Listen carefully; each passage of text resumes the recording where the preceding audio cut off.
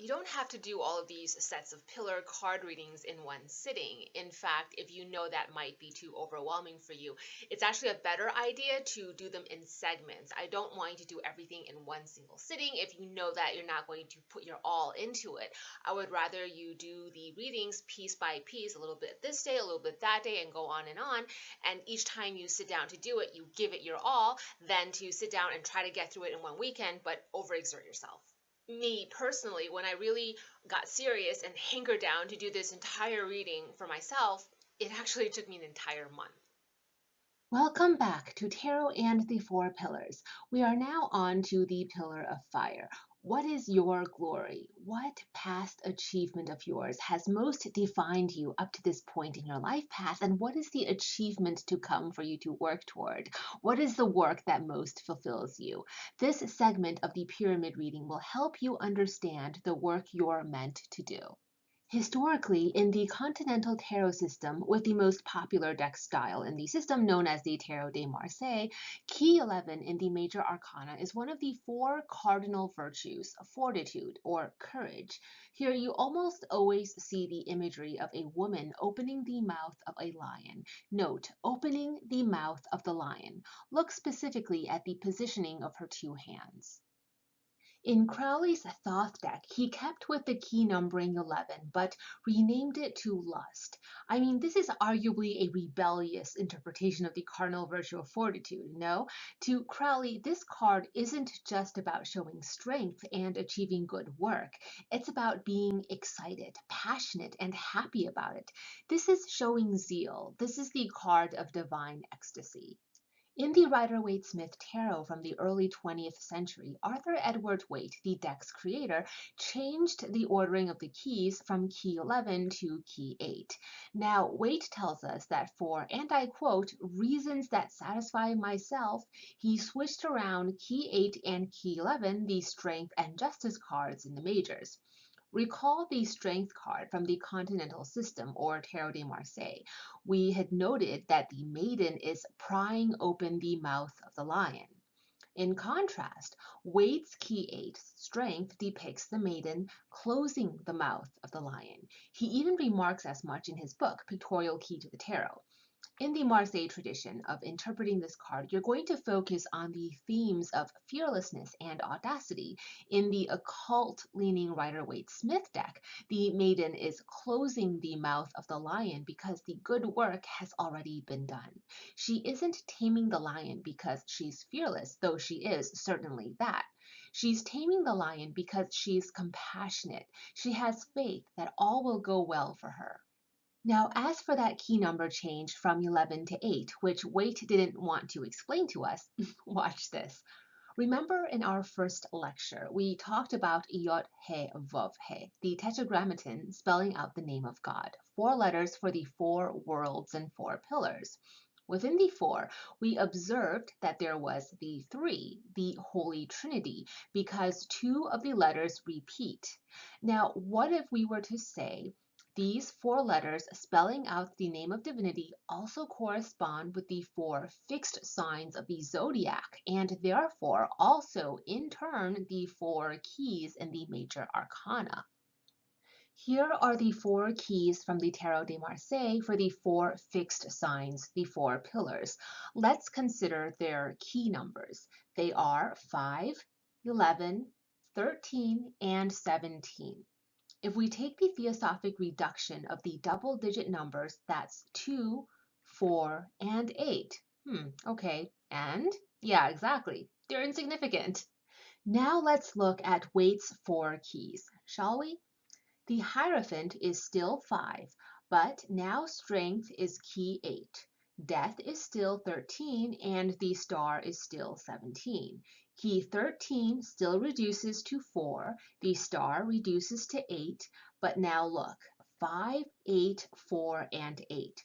The 8 is doubled and repeats. There are only 3 unique numbers within the 4. We now have a trinity within the quaternary, just like the holy name of God. And now the keys to the 4 fixed signs, the middle paths, the intersects that leads to the eye of God, that world card in tarot, are 5, 8, 4 and 8, like Yod He Vav He. Neat, huh? And here's the other reason weight changed the key from 11 to 8. For the astrological correspondences of the majors adopted by the Golden Dawn, key 4, the Emperor, is when the zodiac signs begin, with Aries. If you know the sequential order of the zodiac signs by heart, then great, you'll pick this up immediately. If not, well, you basically have to trust what I say. In the successive order of the signs, next is Taurus, which also happens to be conveniently key 5, right after 4. This is our Hierophant card. Then after Taurus is Gemini, conveniently key 6. After Gemini is Cancer, conveniently the next in line, the Chariot. After Cancer is Leo. In Waite's order of the keys, now it works out. Key 8 is Strength. If Strength and Leo were key 11, then the keys of the tarot would not fall in successive order of the zodiac. Remember, astrology is very important as a path of wisdom for the magus, and so Waite's switch of Strength to key 8 admittedly does perfect the tarot as an esoteric system. All right, now get out your tarot deck. Remember, it should be less the Hierophant card and the 3 cards you drew for the Pillar of Earth from the previous reading. Look through your deck for the Strength card. Pause the video and resume when you've located your Strength card. We are going to proceed with a 2-minute and 22-second meditation and invocation, just like before, to ground, center, and also shield you. Follow along, then continue on to a guided 3-card reading. Sit still, be still, and calm. Watch the screen. Feel the presence of spirit all around you. Be guided by my voice, and at every turn and moment, safe and secure, happy and content, relaxed and calm. Hear me recite the words of the invocation, and then after me, like an echo, repeat what I say. We call upon the many names of Spirit to send a guardian to our eastern gate, to send a guardian to our northern gate, to send a guardian to our western gate, and to send a guardian to our southern gate. Guard us from above, guard us from below. We entreat these guardians to lend us vision of the Holy Spirit and to lend us heart to hear their voices and to raise the impermeable shield to block those who seek to do us harm and block those who emanate of malevolence. Such has the word been said.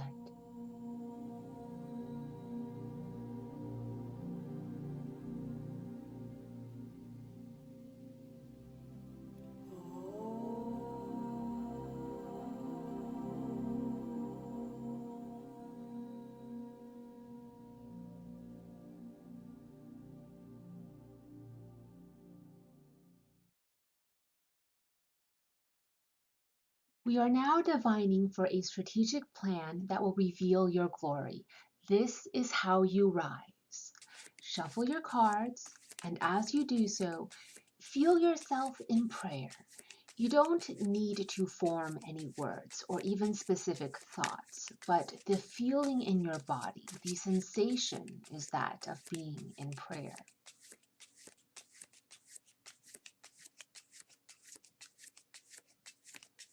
Now it's time to begin forming thoughts, words from that sensation of prayer. Ask of your cards, what achievement has most defined me? Keep shuffling as I repeat the inquiry and hear the inquiry as your own. What achievement has most defined me? What achievement has most defined me? Now pull a card, turn it over, and take a moment to soak in your first impression. Again, shuffle the cards, keep shuffling, ask, what is the work that will most fulfill me? What is the work that will most fulfill me? Keep shuffling. What is the work that will most fulfill me? At this time, pull a card and draw it into your 3-card spread. Turn the card over, gaze at it, open and receptive, contemplative, and take in your first impression.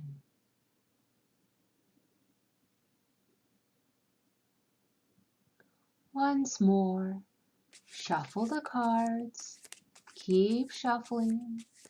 Hear my words as your own request. Reveal the fruit that I am destined to harvest. Reveal the fruit that I am destined to harvest. Reveal the fruit that I am destined to harvest. Now pull the 3rd and final card. You've now completed your 3-card reading for the Pillar of Fire. At this time, take out the worksheet for your Pillar of Fire. Log your 3-card reading results from the Strength card. Pause the video here and complete the worksheet. Get down your first impressions, but you don't need to do a deep dive, complete unpacking of this reading just yet. Get your first impressions down, record your results, and when you're ready, resume the video. You should now have the 3-card reading from your previous Pillar of Earth with the Hierophant card, and now combined with the 3-card reading you just did with the Strength card for your Pillar of Fire. You should also have the notes you've been taking up to this point on both of these readings. Get all of this out, and before you proceed to the next step of this pyramid reading, take a moment to pause and reflect on these 6 cards so far, what they're telling you, what you still don't know, what still hasn't been revealed to you that you feel like you really need to know. Otherwise, I mean, what's the point of this exercise if you don't get all of your answers, right? Think on all of this, ponder, ruminate, and add to these pages of notes. Of course, use more pages of journal notes as needed. Take your time here with this stacked reading assessment. Don't rush your own thinking and reflection process. After all, speaking of reflection, that is the next step in the procedure. Spiritual reflection, your pillar of water.